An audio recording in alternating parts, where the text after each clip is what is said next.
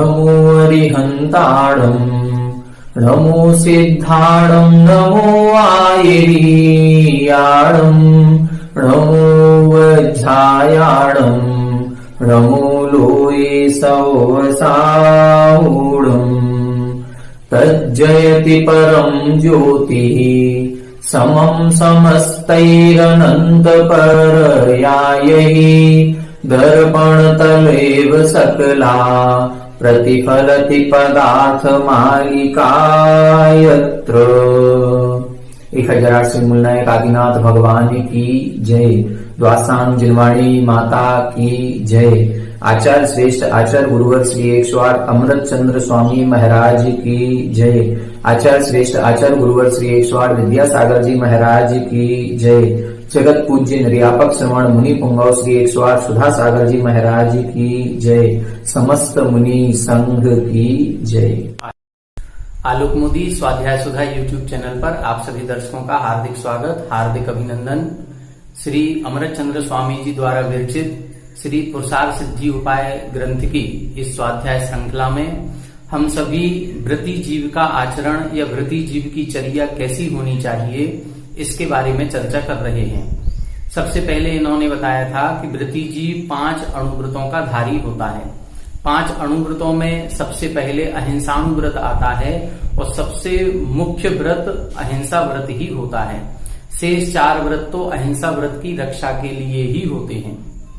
इसलिए अहिंसा कैसे पालन करनी है, हिंसा से कैसे बचना है, इसका बहुत विस्तार के साथ वर्णन आचार्य अमृत चंद्र स्वामी जी के द्वारा इस ग्रंथ में किया जा रहा है। हिंसा का विपुल वर्णन करने के साथ साथ उन्होंने ये बताया कि जो भी हिंसा से विपरीत होना चाहते हैं उनको सबसे पहले ऐसे पदार्थों का त्याग करना चाहिए जिन पदार्थों में अत्यधिक त्रस्त जीवों का घात होता है। ऐसे पदार्थ कौन से हैं? तो ऐसे पदार्थ होते हैं 3 मकार, मद्य, मधु, मांस और 5 उदुम्बर फल। इन 8 प्रकार से ये जो बहुहिंसा कारक पदार्थ हैं, इन बहुहिंसा कारक पदार्थों का त्याग नियम रूप से होना ही चाहिए। फिर इधर इन्होंने बताया था कि सबसे ज्यादा उचित तो है कि हम हिंसा से विपरीत होने के लिए महाव्रतों को अंगीकार कर लें, पापों का सूक्ष्म रूप से भी त्याग कर दें। लेकिन यदि हम उन महाव्रतों को अंगीकार करने में समर्थ नहीं हैं और गृहस्थ जीवन को अपना लिया है या गृहस्थ मार्ग में ही रहना चाहते हैं तो कम से कम व्रत प्रतिमाओं का धारण करते हुए त्रस्त जीवों की हिंसा का त्याग तो होना ही चाहिए, क्योंकि गृहस्थी में रहते हुए स्थावर जीवों की हिंसा से नहीं बचा जा सकता। तब इन्होंने कहा कि स्थावर जीवों की हिंसा यदि होती है तो कोई बात नहीं, लेकिन त्रस्त जीवों की हिंसा का तो त्याग होना ही होना चाहिए। फिर इधर इन्होंने बताया था कि जो त्याग होता है वो त्याग 2 प्रकार का होता है, एक उत्सर्ग त्याग और एक अपवाद रूप त्याग होता है। उत्सर्ग त्याग तो एक ही विकल्प वाला होता है, उसमें कोई भी छूट नहीं होती। किसी भी वस्तु का त्याग किया जाता है या किसी भी पाप का त्याग किया जाता है वो मन वचन काय कृत कारत अनुमोदना इन 9 प्रकार की कोटियों से ही होता है। उसमें ना तो मन से ना अनुमोदना से किसी भी प्रकार से दोष नहीं लगना चाहिए, उसको बोलते हैं हम उत्सर्ग त्याग। और अपवाद त्याग क्या होता है? अपवाद त्याग के इन्होंने कहा कि वो तो विचित्र रूपा, वो तो अनेक विकल्प वाला हो सकता है।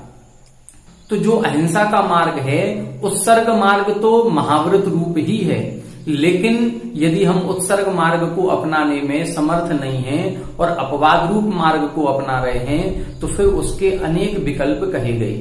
उन अनेक विकल्पों में कहा गया कि त्रस्त हिंसा का त्याग करें, स्थावर जीवों की हिंसा से बचें। बचने का तात्पर्य क्या है? बचने का तात्पर्य यह है कि हम गृहस्थ में रहेंगे तो हिंसा तो होगी ही होगी, लेकिन हमको ये सावधानी रखनी है कि जितनी कम से कम हिंसा हो उतनी कम से कम हिंसा में अपने काम को चलाना चाहिए। जितना कम से कम लाइट पंखा आदि चलाना पड़े उतना कम से कम हम लाइट बिजली आदि का प्रयोग करें। जितना कम से कम पानी का प्रयोग हमको करना पड़े, जितने कम से कम पानी के प्रयोग में हमारा जीवन चल जाए, हमारी जीवनचर्या निकल जाए, हमारी दैनिक दिनचर्या संपन्न हो जाए, उतने कम से कम पानी का उपयोग करना चाहिए, उसको भी सावधानी पूर्वक। तब इन्होंने कहा था कि जो अल्प से अल्प स्थावर जीवों के घात होता है उसको छोड़ करके शेष स्थावर जीवों के घात का भी त्याग कर देना चाहिए। उस शेष स्थावर जीवों की जो हिंसा हो रही है उस हिंसा से बचना चाहिए। अब यहाँ पर एक बहुत महत्वपूर्ण श्लोक कह रहे हैं कि हमने अणुव्रतों को या महाव्रतों को अंगीकार कर लिया। अब अणुव्रतों और महाव्रतों को अंगीकार करने के बाद अब हम व्रती जीव कहलाएंगे। और जब हम संसार में देखेंगे तो ऐसे व्रती जीव बहुत अल्प मिलेंगे, बहुत कम लोग होंगे। मैक्सिमम लोग तो अव्रती ही होंगे, पापों का सेवन करने वाले होंगे और विषय भोगों में आसक्ति रखने वाले होंगे। विषय भोगों से विरक्त होने वाले जीव बहुत कम होंगे। तो आपकी संख्या नगण्य है। आप जिस रास्ते पर जा रहे हैं उसमें 1, 2, 4, 5 लोग ही चलते हुए नजर आएंगे, जबकि जो संसार का मार्ग है, पाप का मार्ग है, उसमें भीड़ नजर आएगी। तो उस भीड़ को देख करके या उन विषय भोगों के आसक्ति को देख करके, उन जीवों को देख करके अपने मन में व्याकुलता नहीं लाना, अपने मन को विचलित नहीं करना। ये बहुत अच्छा श्लोक आगे बता रहे हैं। इसका हमेशा ध्यान रखना है। कोई भी छोटा सा भी नियम लें तो उस नियम के प्रति हमारे मन के भाव कैसे होने चाहिए और हमको किन कठिन परिस्थितियों का सामना करना पड़ सकता है, इन सभी बातों का इस श्लोक में यहाँ पर व्याख्यान किया गया है। आइए पहले श्लोक का उच्चारण कर लेते हैं, फिर इसका अपन व्याख्यान समझेंगे कि इसमें आचार्य महाराज क्या कहना चाहते हैं। अमृतत्व हेतुभूतम् अमृतत्व हेतुभूतम् परममहिंसा रसायनम् लब्ध्वा परममहिंसा रसायनम् लब्ध्वा अवलोक्य वालिशाना मसमंजस माकुलैर्न भवितव्यम् मसमंजसमाकुलैर्न भवितव्यम् अमृतत्व हेतुभूतम् परममहिंसा रसायनम् लब्ध्वा परममहिंसा रसायनम् लब्ध्वा अवलोक्य वालिशाना मसमंजसमाकुलैर्न भवितव्यम् मसमंजसमाकुलैर्न भवितव्यम्। एक बार आप लोग पढ़ें। अमृतत्व हेतुभूतम् परममहिंसा रसायनम् लब्ध्वा अवलोक्य वालिशानाम् मसमंजसमाकुलैर्न भवितव्यम्। अमृतत्व हेतुभूतम् परममहिंसा रसायनम् लब्ध्वा अवलोक्य वालिशाना मसमंजसमाकुलैर्न भवितव्यम्। देखें अब यहाँ अर्थ बता रहे हैं। अमृतत्व हेतुभूतम्, जो अमृतत्व को प्राप्त कराने का साक्षात कारण है। अमृतत्व यानी अमृत को प्राप्त कराने का साक्षात कारण। अमृत किसे कहते हैं? अमृत उसे कहते हैं जिसको पीने के बाद, ऐसा पेय पदार्थ जिसका सेवन करने के बाद हमारा मरण ना हो, हम जन्म मरण के इस झंझट से, इस चक्र से छूट जाएं, उसको बोलते हैं अमृत। मृत यानी मरण, और अमृत का मतलब जहां मरण नहीं होता। ऐसा कोई एक पेय पदार्थ मिल जाए जिससे ऐसा हो जाए कि अब हम नहीं मरेंगे। तो वास्तविकता में देखा जाए तो अमृत नाम की ऐसी कोई भी वस्तु संसार में नहीं है। जो व्यक्ति या जिस व्यक्ति का इस संसार में जन्म हुआ है, जो व्यक्ति इस संसार में आया है, उसको एक ना एक दिन मरण करना ही होगा। उसका मरण अवश्यम भावी है, उसको कोई नहीं रोक सकता। केवल एक ही जगह ऐसी है जहां पर जन्म मरण से छुटकारा हो जाता है, वो है मोक्ष। यदि एक बार मोक्ष की प्राप्ति हो गई, कर्म बंधन से हम छूट गए, तो अब हमें पुनः संसार में जन्म नहीं लेना पड़ेगा। इसी को अमृतपना कह सकते हैं। तो ऐसे मोक्ष का कारणभूत रसायनम यानी रसायन, ऐसा पेय पदार्थ। वो पेय पदार्थ कौन सा है? परमम अहिंसा। जो उत्कृष्ट अहिंसा है वह अहिंसा व्रत ही, अहिंसा धर्म ही रसायनम, वो पेय पदार्थ है जिसको पी करके या जिस अहिंसा धर्म पर चल करके, जिस अहिंसा व्रत का पालन करके हम उस अमृतत्व अर्थात मोक्ष को प्राप्त कर सकते हैं। तो मोक्ष की प्राप्ति का या अमृत को प्राप्त करने का मूल कारण क्या है? मूल कारण है परमम अहिंसा रसायनम। जो उत्कृष्ट अहिंसा रूपी रसायन है या अहिंसा रूपी व्रत है, अहिंसा रूपी धर्म है, यही मोक्ष का साक्षात कारण है। ठीक है। अब ऐसे रसायनम लब्ध्वा, ऐसे रसायन को प्राप्त करके, किसके लिए बोल रहे हैं? अभी तक जो पिछले श्लोकों में वर्णन आया है उसमें वृत्ति जीव की चर्चा कर रहे हैं। इन्होंने हिंसा को विभिन्न पक्षों में समझाया और विभिन्न पक्षों में समझाने के बाद कहा था कि अब यदि हिंसा से विपरीत होना चाहते हो तो सबसे पहले मद्य मधु मांस 5 उदुम्बर फलों का त्याग करो। अब यहां पर बता रहे हैं कि उसने 5 उदुम्बर फल और मद्य मधु मांस का त्याग कर दिया, क्योंकि ये तो जिन धर्म की देशना को प्राप्त करने का सबसे मुख्य योग्यता है। क्यों? क्योंकि बिना इस पात्रता के हम जिन धर्म देशना को प्राप्त करने के अधिकारी ही नहीं होंगे। तो सबसे पहले हमने इनका त्याग कर दिया। फिर इधर इन्होंने बताया कि या तो हम 5 महाव्रतों को अंगीकार करें, यदि 5 महाव्रतों को अंगीकार करने में असमर्थ हैं तो 5 अणुव्रतों को अंगीकार करें। तो अब हम कौन हो गए? अब हम व्रती हो गए।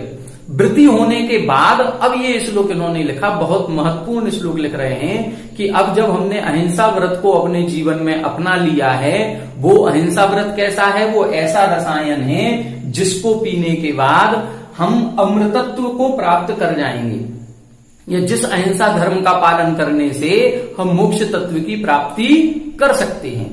तो ऐसे रसायनम लब्ध्वा, ऐसे अहिंसा व्रत का हमने पालन कर लिया, नियम ले लिया कि अब हम अपने जीवन में कभी भी किसी भी जीव की, सूक्ष्म जीवों की भी हिंसा नहीं करेंगे। हम राग द्वेष परिणाम भी नहीं करेंगे, ना हम द्रव्य हिंसा करेंगे, ना भाव हिंसा करेंगे। महाव्रतों को अंगीकार करेंगे। यदि हम महाव्रतों को अंगीकार करने में असमर्थ हैं तो हमने ये संकल्प कर लिया कि अब हम त्रस्त जीवों की हिंसा संकल्प पूर्वक बिल्कुल नहीं करेंगे। हम यदि करेंगे तो मात्र स्थावर जीवों की हिंसा मेरे द्वारा होगी, वो भी जितनी आवश्यक है उतनी ही होगी, उससे ज्यादा हम नहीं करेंगे। अपनी क्रियाओं में पूर्ण सावधानी बरतेंगे। अब ऐसा सब कुछ होने के बाद अब क्या बता रहे हैं? बालिशानाम अवलोक्य, बालिशानाम, अब जो अज्ञानी जीव हैं, जिन्होंने व्रतों को अंगीकार नहीं किया, जिनको अहिंसा और हिंसा का कोई ज्ञान ही नहीं है कि क्या हिंसा होती है, क्या अहिंसा होती है, जो यही नहीं जानते हैं कि एक इंद्रिय जीव होते क्या हैं, जिनको यही पता नहीं है कि जल में भी जीव है, अग्नि में भी जीव है, जिनको हिंसा अहिंसा का कुछ भी ज्ञान नहीं है, ऐसे बालिशानाम, ऐसे अज्ञानी जीवों की असमंजसम, बालिशानाम मां उधर निकलेगा, फिर इधर बचेगा आ, असमंजसम आकुलही न भवितव्यम। असमंजसम, असमंजस बोलते हैं असमानता पूर्ण व्यवहार। उनके असमानता पूर्ण व्यवहार को देख करके, अवलोक्य यानी देख करके, आकुलही न भवितव्यम, अपने मन में आकुलता नहीं लानी चाहिए, अपने मन को व्याकुल नहीं करना चाहिए। असमंजस व्यवहार का मतलब, असमंजस व्यवहार का मतलब ये है कि हम जब भी कोई एक छोटा सा नियम लेते हैं, देखें अपना संसार कैसा है, संसार ऐसा है कि व्रत नियम संयम धारण करने वाले जीव कम मिलेंगे, और जो अव्रती हैं, जो पाप के भोगी हैं, विषय भोगों को आसक्ति पूर्वक भोगते हैं, उनकी संख्या अधिक होगी। और जब उनकी संख्या अधिक होगी और उनके बीच में एक व्रती जीव होगा तो वो उस व्रती जीव का मजाक उड़ाएंगे, हंसी उड़ाएंगे। तो कहीं ना कहीं से यदि वो हंसी उड़ा रहे हैं, जैसे मान लो एक छोटा सा कोई बच्चा है, उसने रात्रि भोजन त्याग करने का नियम ले लिया, अब कहीं वो रिश्तेदारी में गया है, कहीं शादी पार्टी में गया है और वो रात्रि को भोजन नहीं कर रहा है, और जितने रिश्तेदार हैं वो सब रात्रि में खा रहे हैं। अब वो उसको हंसी मजाक उड़ाएंगे, अरे क्या तुमने अभी बचपन में जाकर के और ये नियम ले लिए, अभी क्या करना है, रात को खाने से और नहीं खाने से क्या होता है। अब उसके मन में जो एक रात्रि भोजन त्याग के प्रति जो समर्पण, श्रद्धा, घृणा का भाव था कि हम रात्रि भोजन नहीं करेंगे, वो दूसरों को देख करके, दूसरे भोगी जीवों को देख करके, उनको ऐश करते हुए देख करके, उनके परिणामों को देख करके व्याकुल हो सकता है। उसके मन में ये आ सकता है कि यदि हमने रात्रि भोजन का त्याग नहीं किया होता तो हम भी आज रात्रि में अभी भोजन कर लेते। ये देखो ये लोग कितना अच्छा भोजन कर रहे हैं, लेकिन यदि हमने नहीं किया होता तो हम कर लेते। एक व्यक्ति है, उसने अहिंसा व्रत का पालन कर लिया, अहिंसा व्रत का नियम ले लिया। अब वो कह रहा है हम त्रस्त जीवों की हिंसा नहीं करेंगे, लेकिन अन्य कोई जो जिन्होंने व्रत का नियम नहीं लिया है वो हिंसात्मक कार्य करके अधिक धनोपार्जन कर रहे हैं।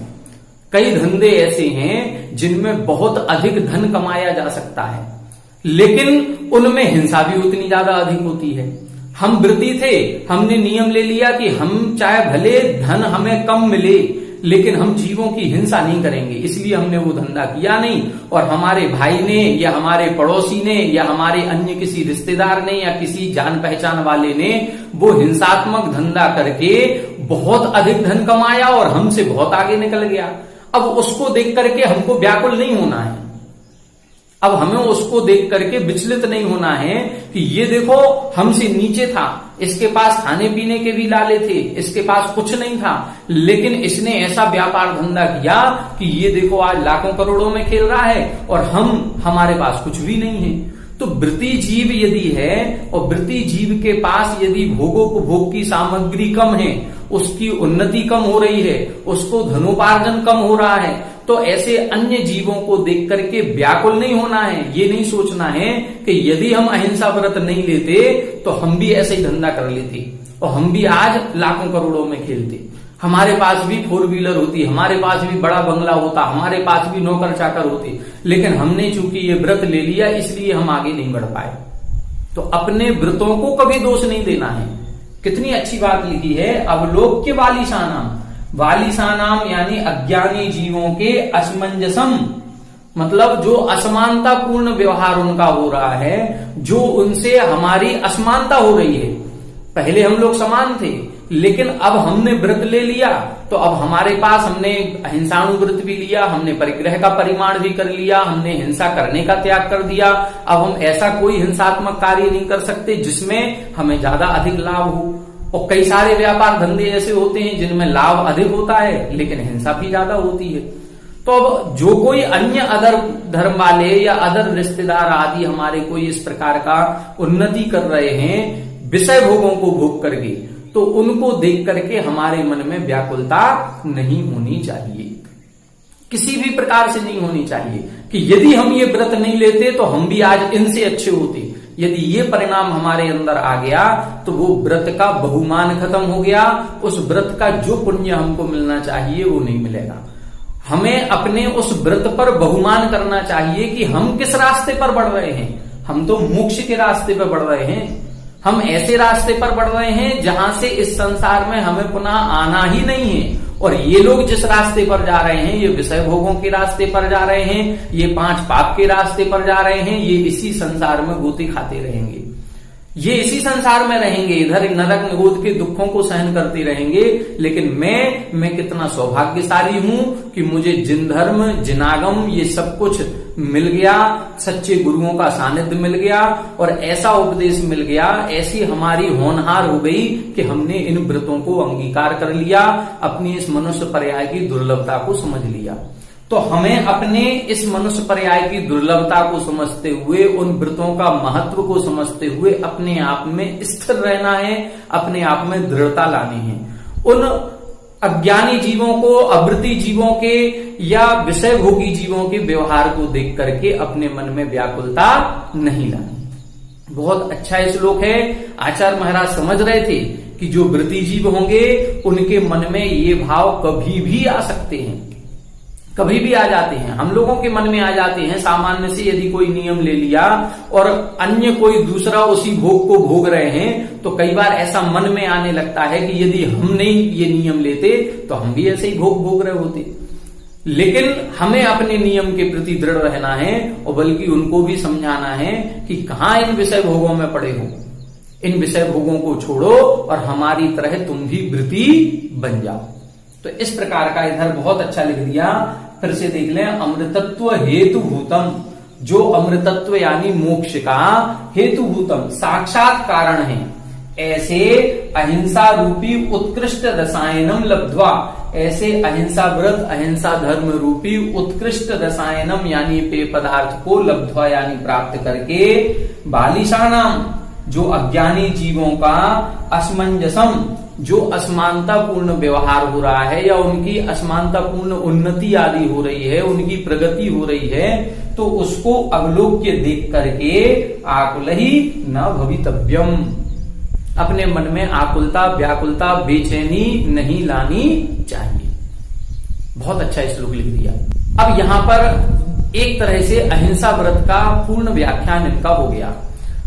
अब कुछ श्लोकों में इस तरह का वर्णन आएगा जो उस समय की वर्तमान परिस्थितियां चल रही थी। जिस समय ये ग्रंथ लिखा गया उस समय धर्म कार्यों में धर्म मान करके भी हिंसा की जा रही थी।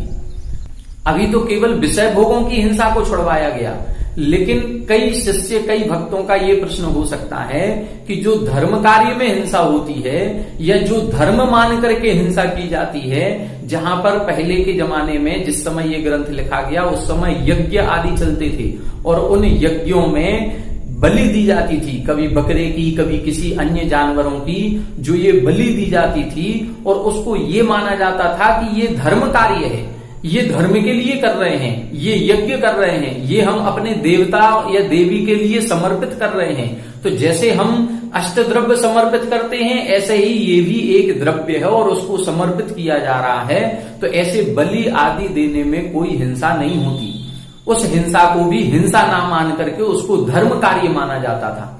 तो उस हिंसा को धर्म कार्य ना माना जाए, वो हिंसा भी हिंसा ही है, उसमें भी उतना ही पाप लगता है, उसमें कोई पुण्य का बंध नहीं होता। इस प्रकार से ये स्थिति बताने के लिए अब आगे के चार पांच श्लोक लिख रहे हैं। तो आगे के श्लोकों को हम अच्छी तरह से समझेंगे। इसमें उस समय पाई जाने वाली जो बलि प्रथा थी, जो यज्ञ आदि में बलि दी जाती थी, उसका विरोध किया जा रहा है। आइए देखते हैं अगला श्लोक। आइए देखें, अब इस श्लोक को देखते हैं। पहले श्लोक का उच्चारण कर लेते हैं, फिर इसका अपन अर्थ समझते हैं।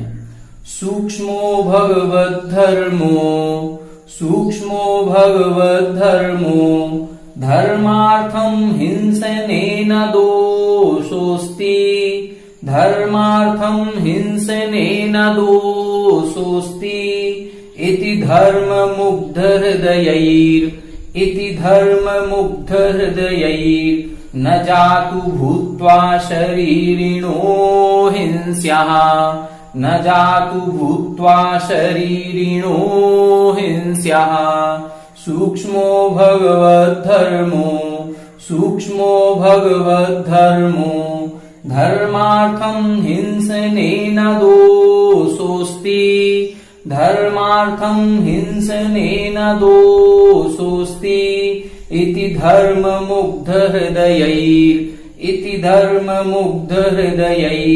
न जातु भूत्वा शरीरिणो हिंस्याः न जातु भूत्वा शरीरिणो हिंस्याः।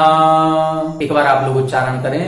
सूक्ष्मो भगवद्धर्मो धर्मार्थं हिंसनेन दोषोऽस्ति इति धर्ममुग्धहृदयैर् न जातु भूत्वा शरीरिणो हिंस्याः सूक्ष्मो भगवद्धर्मो धर्मार्थं हिंसनेन दोषोऽस्ति इति धर्ममुग्धहृदयैर् न जातु भूत्वा शरीरिणो हिंस्याः।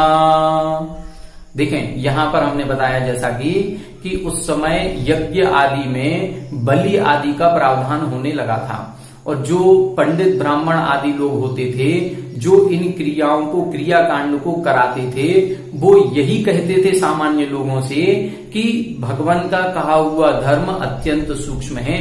यहाँ जब तुम विषय भोगों में जो हिंसा करोगे उसमें तो पाप लगेगा, लेकिन यदि धर्म के निमित्त से यदि किसी जीव को मारा जाता है और यज्ञ आदि में कोई बलि दी जाती है तो उसमें कोई भी हिंसा का दोष नहीं लगता। ऐसी बातें वो किया करते थे और ऐसी उन पंडितों की क्रियाकांडकारों की बातों में आकर के सामान्य जन यज्ञ आदि कराते थे और उन यज्ञ आदि में सैकड़ों पशुओं की बलि भी दी जाती थी। तब इधर आचार्य महाराज ने हिंसा के इस प्रकरण में उस प्रकरण को भी लिया है कि धर्म मान करके यदि कोई भी धार्मिक क्रिया की जा रही है और उसमें यदि जीवों की हिंसा हो रही है तो वो हिंसा ही कहलाएगी, उसमें पाप बंध ही होगा, उसमें कदापि पुण्य बंध नहीं होगा। वो धार्मिक क्रिया कहला ही नहीं सकती, वो अधर्म ही है। जहां पर अहिंसा है वहां धर्म है और जहां पर अहिंसा नहीं है वहां धर्म भी नहीं है। जहां हिंसा है वहां अधर्म ही होगा। देखें इधर क्या लिखा, सूक्ष्मो भगवत धर्मो, भगवत यानी भगवान के द्वारा कहा हुआ, धर्मो यानी जो धर्म है वो सूक्ष्मो बहुत सूक्ष्म है, बहुत बारीक है, इसको गहनता से अध्ययन करना पड़ेगा। ये कौन कह रहा है, वो जो यज्ञ में बलि दिलवाते थे, ऐसे क्रियाकांडकार ऐसे पंडित लोग कहते थे। क्या कहते थे कि भगवान का जो बताया हुआ धर्म है वो अत्यंत सूक्ष्म है, वो तुम लोग नहीं समझ पाओगे। हमारी बात मानो, धर्मार्थम हिंसने न दोषोस्ति, धर्मार्थम धर्म क्रियाओं के करने में यदि कोई हिंसा होती है तो उस हिंसने उस हिंसा की क्रिया में न दोषोस्ति, उसमें कोई दोष नहीं है। कैसी बातें करते थे, क्या कह रहे हैं कि धर्मार्थम यदि धर्म के निमित्त से यदि हम भगवान की पूजा कर रहे हैं और उस पूजा पाठ के लिए यदि हमें किसी जीव की हिंसा करनी पड़े, किसी पशु की बलि देनी पड़े तो उसमें कोई दोष नहीं है, उसमें कोई पाप नहीं है। ऐसी बातें करते थे। तब आचार्य महाराज ने लिखा, इति धर्म मुग्ध हृदयी, ऐसे धर्म के मूढ़ हृदयी, ऐसे धर्म में जो मूढ़ बुद्धि वाले थे, मूर्ख बुद्धि वाले थे, ऐसे जीवों के द्वारा, ऐसे हृदय वालों के द्वारा भूत्वा यानी उनकी बातों में आकर के, उनके प्रवचन आदि को, उनके उपदेश आदि को सुन करके शरीरिणो हिंसा जातु न, शरीरिणो अर्थात जो शरीरधारी जीवधारी हैं, प्राणी हैं, उनकी हिंसा जातु यानी कभी भी न यानी नहीं करनी चाहिए। कितना स्पष्ट लिख दिया, इति धर्म मुक्त हृदयी, ऐसे जीवों को क्या कहा कि वो धर्म का उपदेश तो दे रहे हैं, अपने आप को धर्म का व्याख्यानकर्ता मान रहे हैं, अपने आप को धर्म का पंडित मान रहे हैं, लेकिन वास्तविकता में वो अभी मूढ़ हैं, मूर्ख हैं, अज्ञानी हैं।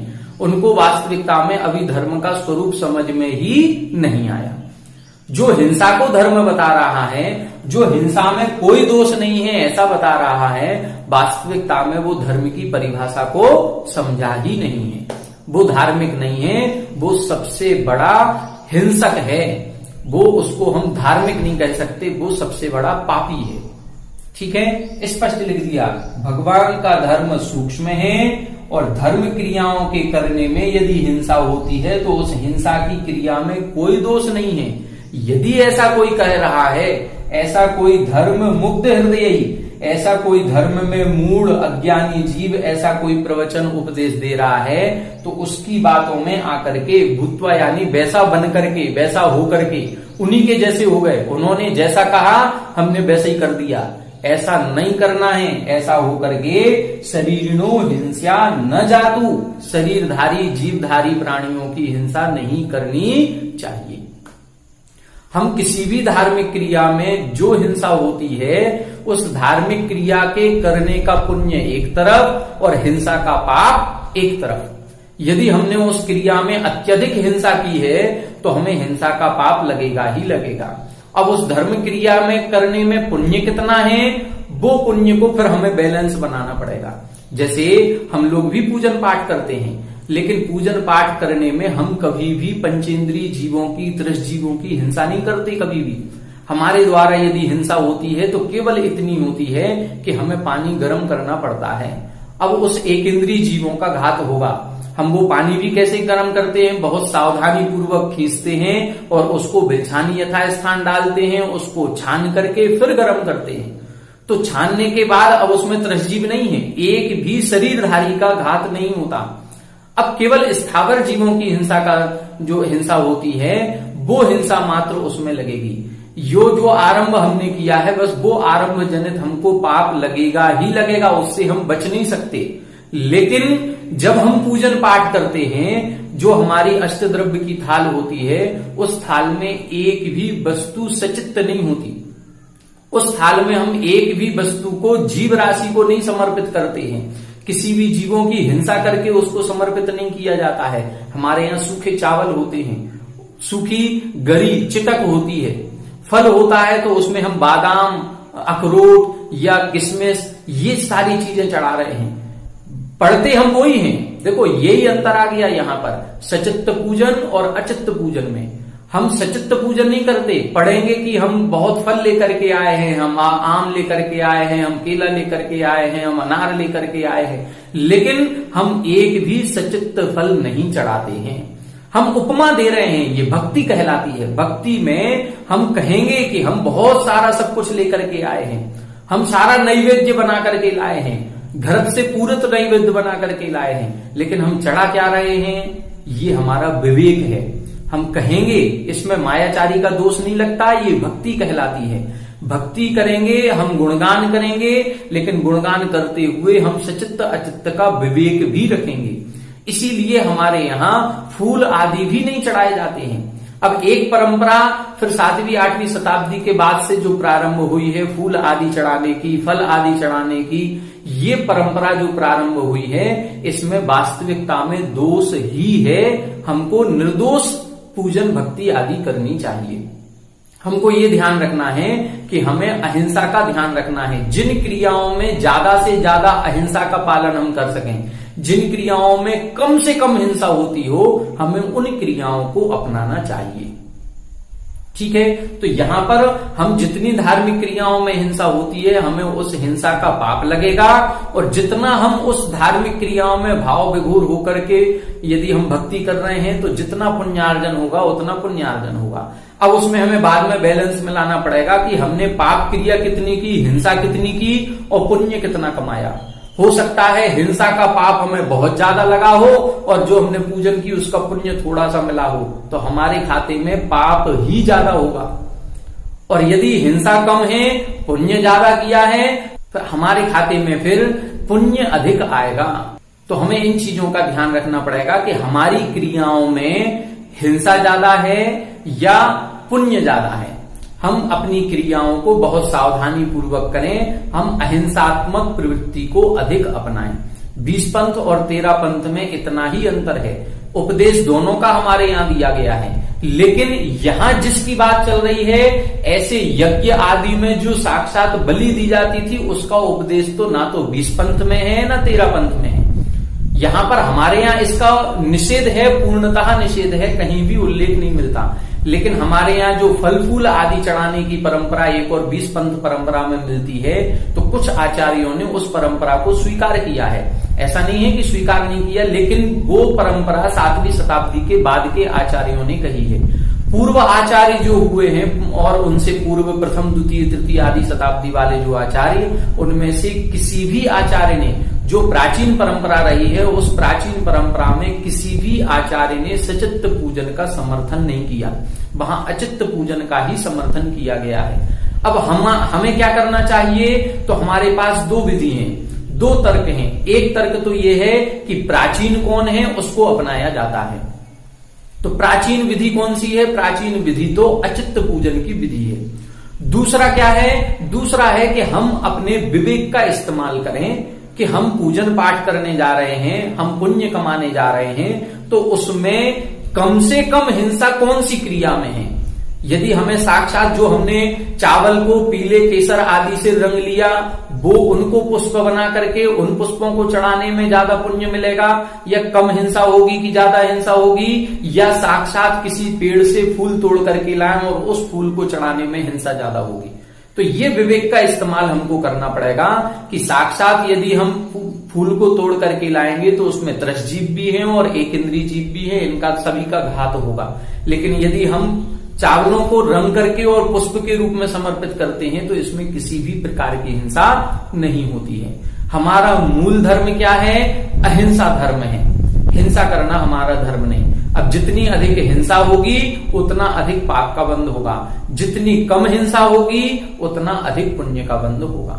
तो हमको अपनी धार्मिक क्रियाओं में इन सभी बातों को ध्यान रखना पड़ेगा कि हम कहाँ हिंसा कर रहे हैं और कहाँ अहिंसा का पालन कर रहे हैं। तो इस श्लोक को एक बार पुनः देख लें कि भगवान का कहा हुआ धर्म अत्यंत सूक्ष्म है। ये कौन कह रहा है? ये वो क्रियाकांडी कह रहे हैं जो यज्ञ में बलि दिलवाते थे। वो कहते थे सामान्य पुरुषों से कि भगवान का कहा हुआ धर्म बहुत सूक्ष्म है, तुम लोग अभी कुछ नहीं जानते, तुम लोगों को केवल ये बताया गया है कि जो विषय भोगों में हिंसा करता है वो हिंसा का पाप लगता है, लेकिन धर्म के लिए यदि हिंसा की जाती है तो उसमें कोई भी दोष नहीं लगता। धर्मार्थम हिंसने न दोषोस्ति। वो यही कहते थे कि धर्म क्रियाओं में यदि हमें किसी पशु की बलि भी देनी पड़े तो उसमें कोई दोष नहीं है। इति धर्म मुग्ध हृदयी, ऐसे धर्म के मूढ़ी मोही अज्ञानी मूर्ख जीवों के द्वारा जो कुछ भी कहा जा रहा है वैसा होकर के शरीरिणो हिंसा न जातु, किसी भी जीव की, किसी भी शरीरधारी प्राणधारियों की हिंसा नहीं करना चाहिए। तो आज की कक्षा में हमने दो महत्वपूर्ण श्लोकों को समझा। पहले श्लोक में इन्होंने बताया था कि यदि हमने अहिंसा व्रत को अपना लिया है तो वो अहिंसा व्रत साक्षात मोक्ष का कारण है। अब उस साक्षात मोक्ष के कारण अहिंसा रूपी रसायन को प्राप्त करने के बाद जिन्होंने प्राप्त नहीं किया है उनकी यदि उन्नति हो रही है, जो अवृत्ति हैं, जिनको जो अभी 5 पापों में विषय भोगों में लगे हुए हैं, यदि उनकी किसी कारण से उन्नति प्रगति या सुख सुविधाएं उनकी बढ़ रही हैं तो उनको देख करके हमें विचलित नहीं होना है।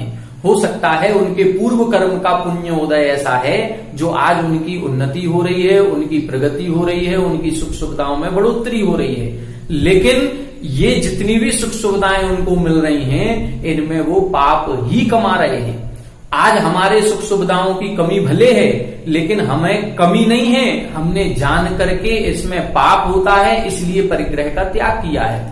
हमने जान करके कि इन क्रियाओं में पाप होता है इसलिए हमने तरस हिंसा कारक इन क्रियाओं का त्याग किया है। तो इससे हमारे पुण्य का अर्जन होगा और इससे आगामी भविष्य में हमको मोक्ष की प्राप्ति होगी। ऐसा मान करके कभी भी अपने धर्म क्रियाओं से, व्रत आदि परिणामों से विचलित नहीं होना चाहिए। और दूसरे श्लोक में यज्ञ आदि में जो हिंसा की जाती है, बलि की जाती है, उसके लिए स्पष्ट रूप से मना कर दिया कि धर्म के निमित्त से भी यदि हिंसा होती है तो उसमें हिंसा का पाप ही लगेगा, उसमें कोई भी ऐसा नहीं है कि दोष ना लगे। हिंसा होगी तो पाप ही होगा, वो धर्म नहीं कहलाएगा। धर्म है तो हिंसा नहीं होगी, हिंसा है तो धर्म नहीं होगा। इस प्रकार से आचार्य महाराज ने बहुत स्पष्ट कथन इन 2 श्लोकों के माध्यम से किया। आगे की कक्षाओं में इन यज्ञ आदि के विषय में और कैसी हिंसा होती है उसके बारे में और स्पष्ट रूप से आचार्य महाराज समझाएंगे। आप सभी हमारे साथ बने रहें। आगे की कक्षाओं में हम उन सभी बातों को समझने का प्रयास करेंगे। सभी को जय जय।